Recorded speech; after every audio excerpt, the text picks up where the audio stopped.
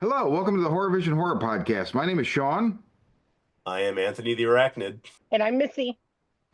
And guys, so I was at a estate sale earlier today, and I bought something, and I thought of you both. So I'm going to give it to one of you, but I don't know which. So it's this insane, like, wind up monkey. It's way bigger than you think it's going to be, and it has this drum, and it just beats this fucking drum. And like unconnected, every time I play with it, like one of my neighbors dies in some awful fucking way. Like old man wailing, like fell off his roof into a wood chipper, and then his pieces came out and ended up cemented into the sidewalk.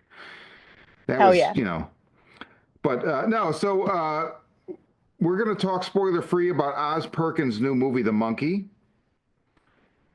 Uh, Anthony, you just came from the theater like moments ago. Yeah, I did. What did you think about the monkey? And it's spoiler free. What did you think about the? Oh, you can't spoil this fucking movie. Everybody knows what it's about. But what did you think about the monkey? It was a barrel of monkeys. Dum-tsh. Yeah. I had a good time. It was fun. It was fun. This is my first Osgood film. I think. Yeah, I think it is. Yeah, so I don't know any of his other stuff. I don't have any reference points. Okay. I think I started Long Leg. Yeah, I started Long Legs earlier this week and haven't had a chance to finish it off. I may do that before bed tonight. But no, I had a good time. A lot of laughs, a ton of laughs. The whole Yeah. audience was fucking in stitches. Honestly, like everybody had a good time watching the flick. I mean, you can definitely hear like audible winces around me, and I'm like laughing in fucking hysterics. Um, it does take a turn during I guess late second act, and it's a bit of a lull in that portion of the film, and I was really hoping to like have it kind of pull itself out of that, and it did, but I don't know what it was about it that just kind of sullied the end of the film. Okay. I totally got what it was doing, but I just think that drop that happened was, I don't know, it I think upon first viewing it it's good enough, but I think if I go and watch this a second time, I know that's coming. And much like Alien versus Predator Requiem, like I know this dumb part is going to happen, and then I don't enjoy the rest of my viewing. Okay. I fear that Okay. that may be a thing that happens later, but I am willing to give this movie another chance. But overall, like I really did have a fun time, and I laughed, and I was, quite surprised. And by the end of it, I can say as a whole, I liked it. So yeah, I'll say I liked it. I did enjoy it. Yeah, pretty good. Missy, what did you think about the monkey? I had a blast with it. I loved it. Um, I I think Oz Perkins just keeps getting better and better. Um, this is easily my favorite of his movies. I liked Longlegs, but this is more fun. And the Black Coat's daughter still makes me angry.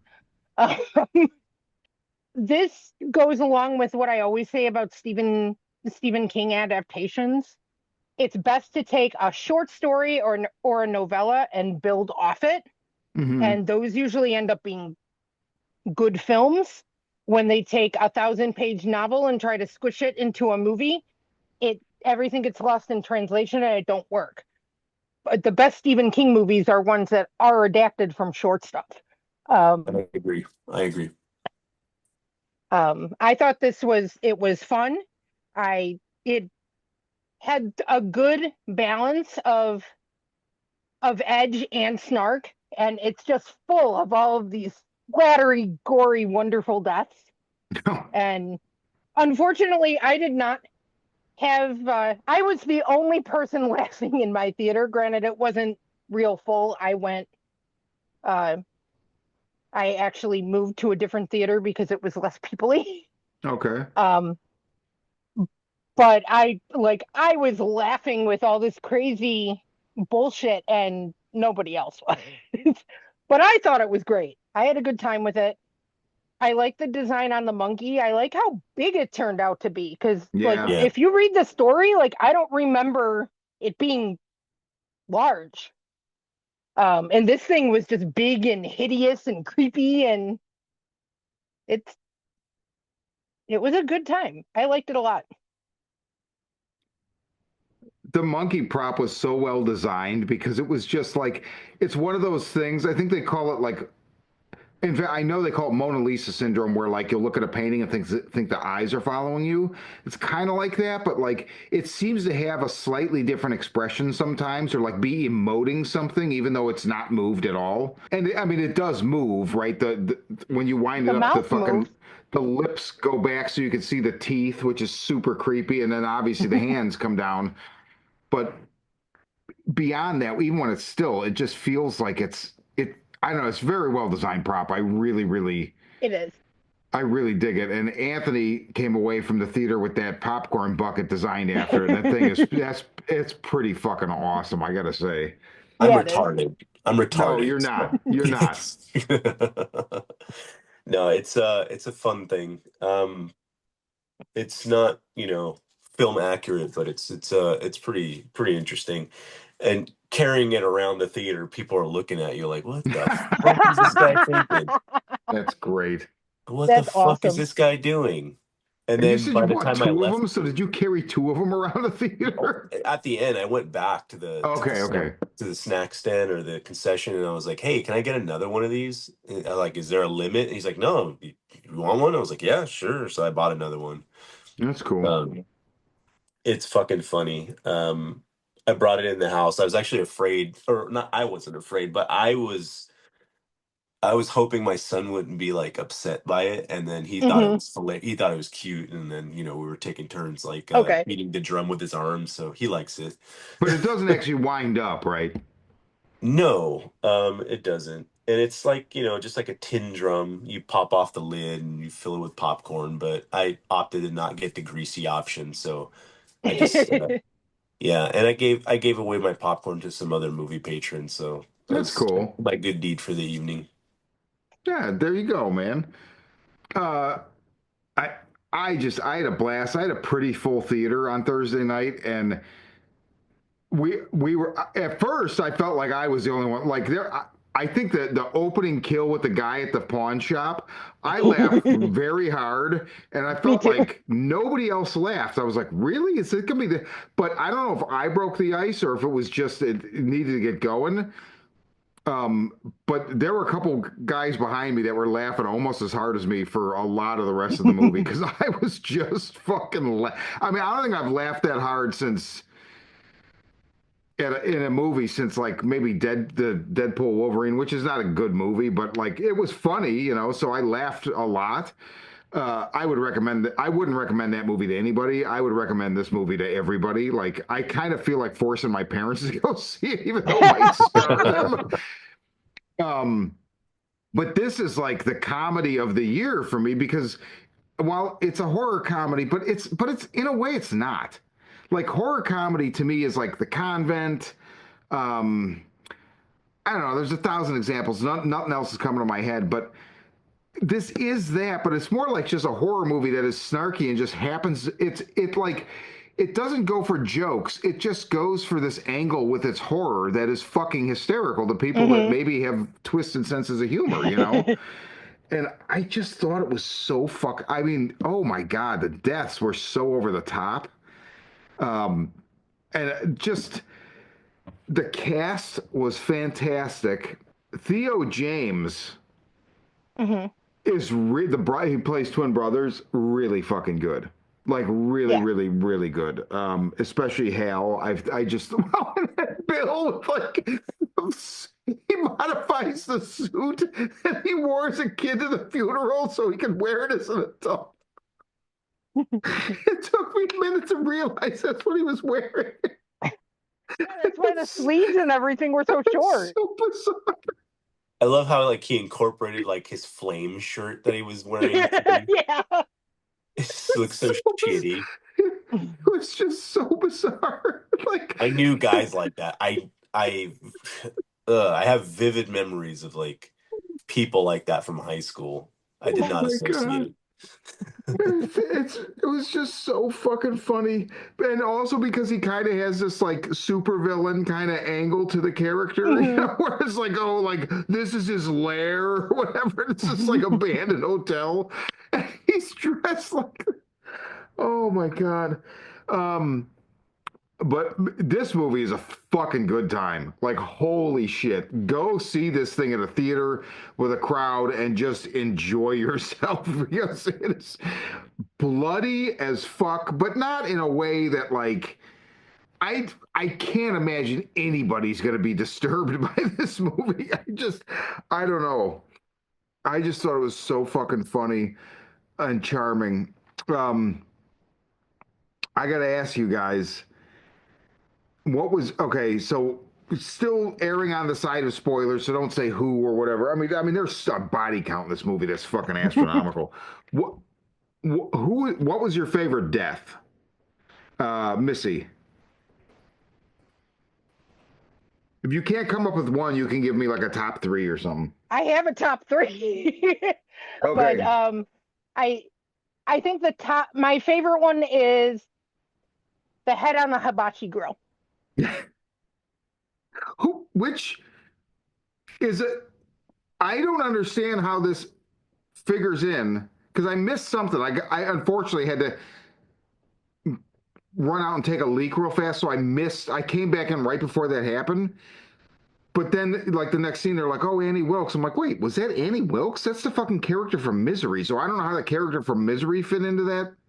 I think it was just like an homage or something, just a nod to Stephen King because there's That's not in the like story. not that I remember. I haven't read it in a very long time. We should say the short story is in Skeleton Crew, and in Yep. fact, is the cover of Skeleton Crew. I knew all Hmm. through the '80s is the fucking monkey, right? I Yep. mean,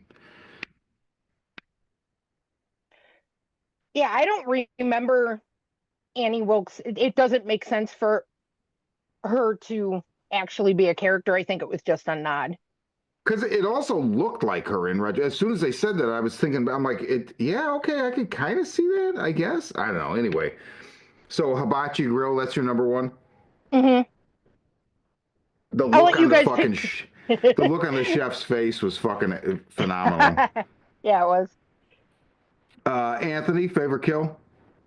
It was a tie actually. It's either going to be the first harpoon, Okay. because I mean, you see it's the aftermath of that where and that's like that for me broke the ice, and I just Okay. busted up laughing like in Yeah. hysterics, like it Yeah, was fucking me too. ridiculous. Well, there's a And delay, right, where he gets punctured, and then the other yes, drumstick comes down, and then it comes back out. exactly. And fucking yeah.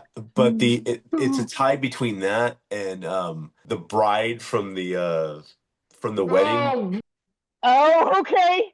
And I was like, are you fucking kidding me? Like they it figured took me out a a minute to understand what I was seeing, and then I yeah, was like, "Oh, the brochure, the yeah. They brochure." figured Yeah. out a way to incorporate it, and I was like, this is It's fucking amazing. genius. I love It it. Awesome. was So amazing. yeah. And and it wasn't like I don't know. That was a funny one. There's another one that's even more hysterical than that, but I don't want to give away too many. Okay. Just because it's fucking solid. I think my favorite was the girl at the swimming pool in the motel because it was like, like, first Yep. of all, that wouldn't happen. Yeah. Basically, like, I'm like, I don't even Well, understand what just happened. But the deaths are so over the top. Like the shotgun in the closet. yeah. I mean, it's a Yeah. shotgun. It's not a fucking mortar, you know. Yeah. It's just at that point, it's like, no, you get what the movie's putting down, you know. Right. Oh No, my God. the exploding diver was great. That would be in my top three. And Just Hale's reactions to everything were so fucking funny. yeah. Oh man. I'll give you my third. It was a sleeping bag because as soon as Okay. Oh yeah, cherry pie. yeah, uh, just when it immediately cuts to just like his portrait at a funeral, I just started laughing. Yeah, The whole that audience was lost it great. right there. It was great. Yeah, no, it's fucking funny. It's a good time. No, my third would have been the bus. The bus. Yes, at the end. Yeah. Actually, there's something therein that I want to talk to you guys off camera about because I like.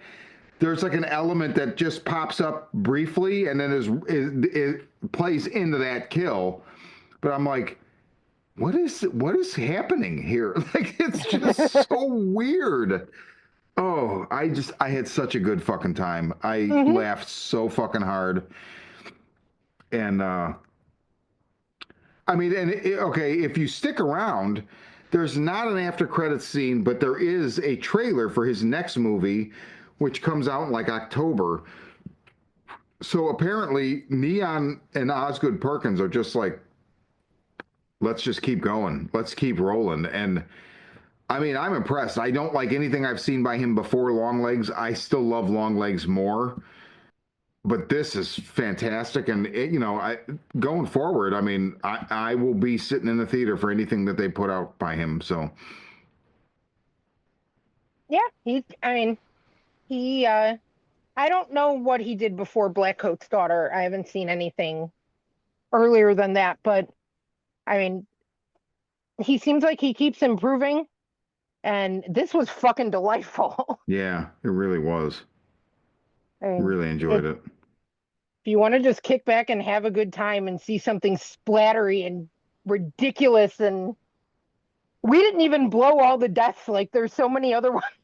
Oh, there's so many. Just go There's to the so theater many. and have a good time. This is what theaters are for. I love like Adam Scott's part was just I didn't I like knew I recognized him, but I couldn't place him until I saw the credits. But the opening with him is so over the top. I just fucking it just is the mission statement right up front, right? And I think it sets the perfect tone for what comes next. And Yeah. it's very well done. Closing thoughts? Go to the theater, have a good time, buy the Hell yeah. popcorn bucket, Yeah. don't sell it on eBay, and place it next to your child's bed in the middle of the night. All right. Well, that is Le Monkey, as the French say. And I'm not French, but I am Sean. I am Anthony the astrologer. And I'm still just Missy. We're the Horror Vision. We'll be back soon.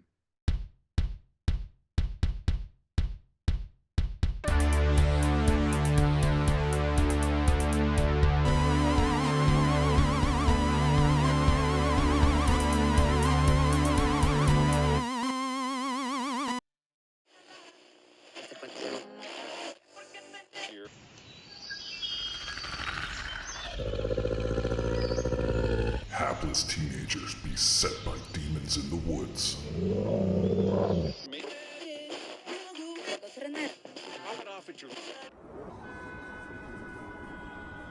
A strange new drug that turns art into murder.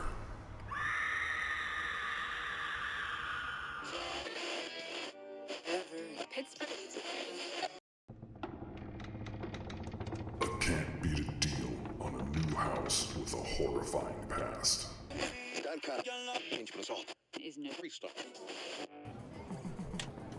A video game that might usher in the apocalypse.